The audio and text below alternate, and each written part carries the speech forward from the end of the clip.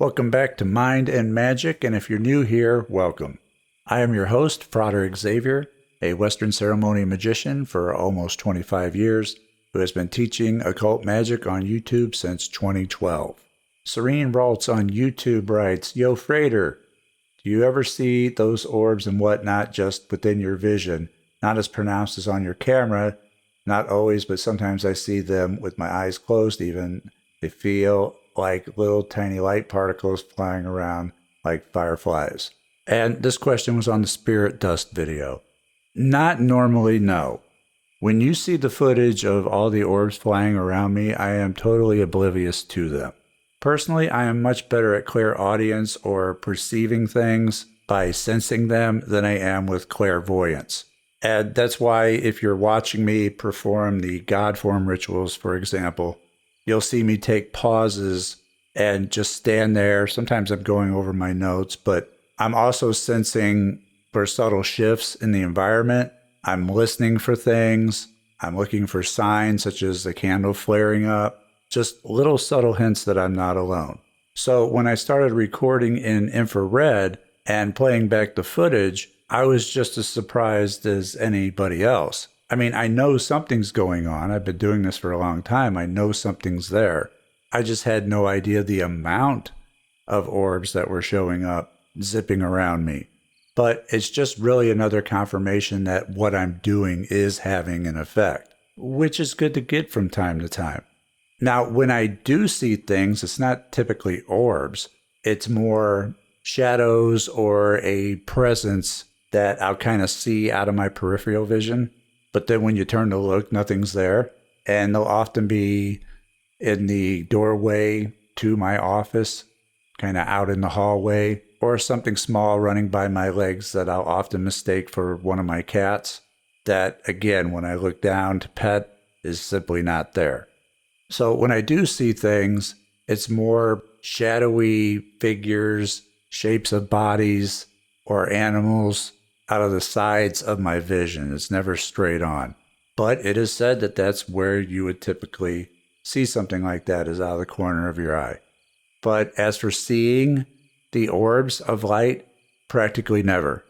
But as for sensing things in the room, sometimes. There will be shifts in the atmosphere at times. But not every time. I mean, I've seen a lot of this footage where orbs are flying around me without me sensing them at all.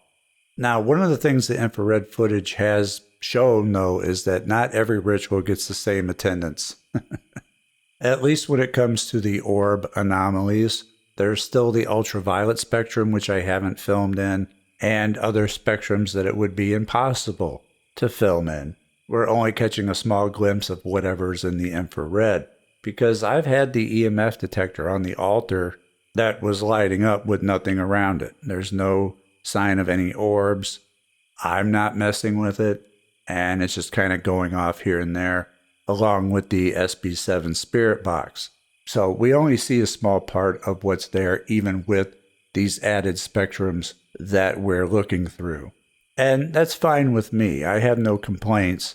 I've captured so much in just a normal routine of my rituals and normal schedule that it's difficult for me to find the time to catalog it all, as I have captured way more than I thought I originally would.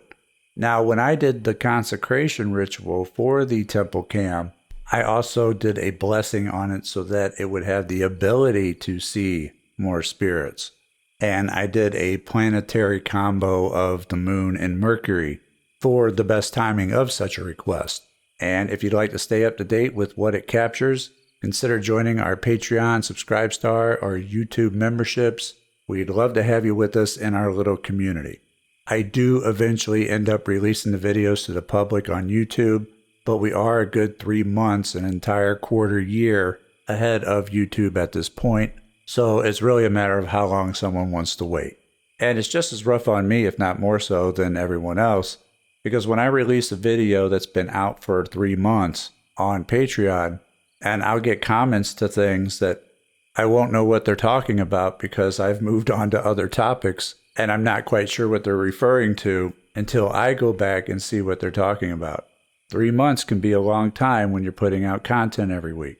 current videos are much more up in my head than something that's 3 months old.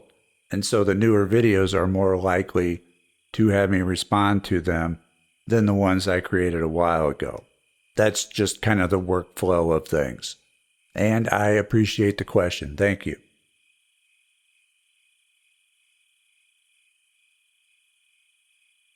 Reality Check asks, what about when doing planetary magic and you finish the ritual using the traditional method to close it? You go counterclockwise as well? Planetary magic circle is different or what? No, it's no different. I mean, the circle itself can be different, but the method is the same. I have a full set of 7 planetary circles to choose from, and they all are cast and closed the same way. Planetary magic is really just another layer of magic placed on top of the magic that you're already performing. It's really just adding other considerations to the mix, the big one being timing. Using the proper planetary day and hour for the magical operation that you're preparing is probably a good half of what planetary magic is. The other half mostly being invoking and banishing planetary influences, but if you're using the correct planetary day and hour, you may not need to do that because they are already the strongest influences for that particular day and hour. I would put planetary timing over planetary invoking and banishing. If you're not using the correct planetary timing, then you certainly need to banish and invoke. But then you should be asking yourself why you're not using the correct planetary timing. And I cover all of this in the 7 Planetary Powers program, and I will knock a third off of the price for those interested in that using the links in this video.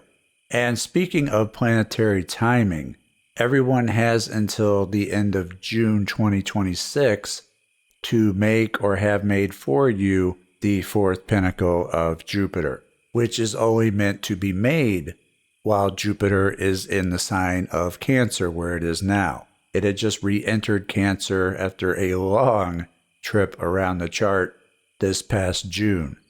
Because if you're unable to get it done now, you'll have to wait 12 years before it comes back around again.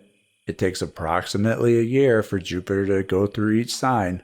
So it's one of those situations where you need to strike while the iron is hot.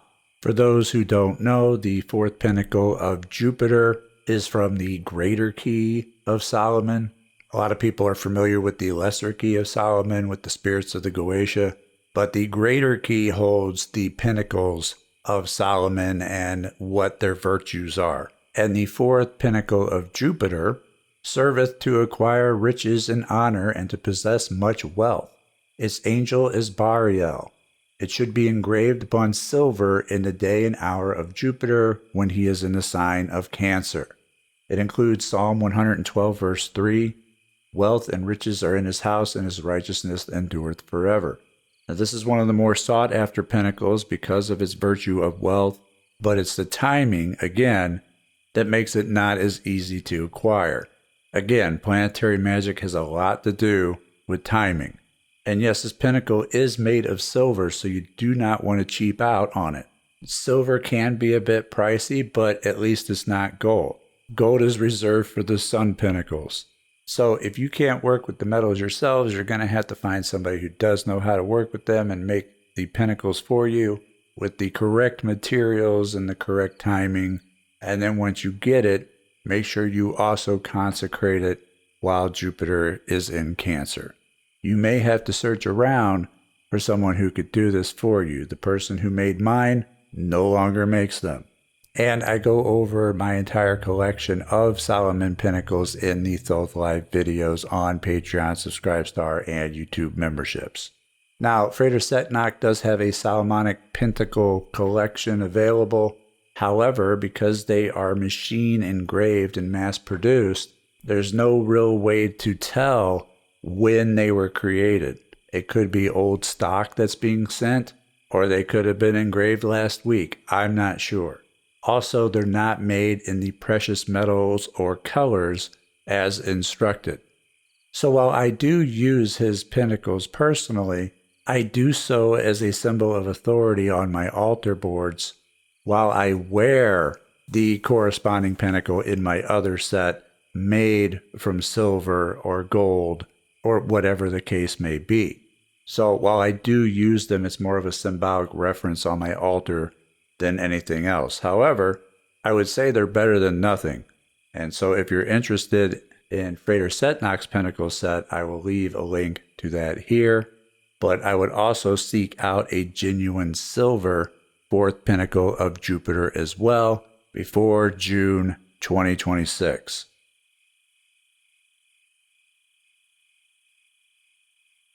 Gabriel Lawrence, 6598, says, FrAIter, when you say Christianity is a lazy religion, you're coming from a Protestant background. Catholics and the Orthodox have lots of magical religious practices and emphasize that one must strive to be saintly, follow the way. Just take their sacraments, rituals, and prayers, incantations into account. I'm not a Christian, by the way. No, you're 100% correct. I most certainly am coming from a Protestant background, and Catholicism is more involved and does a lot more work than, say, the Protestant side. So yes, I did fail to make that distinction. That's completely on me. Though my family went to many different kinds of churches, a Catholic one was not one of them. However, my other half is Catholic, and even though she's not a actively practicing Catholic, she will still honor things such as Lent and other aspects of the tradition. So yeah, that was an oversight on my part, and thank you for bringing it to my attention because it could use a bit of clarification. And that will be about all the time we have for today. I want to thank you for listening. Check out my website, mindandmagick.com, and I will also leave a link to another video where I do a review on Frater Setnock's Solomon Pentacles. And I will see you next time. Take care.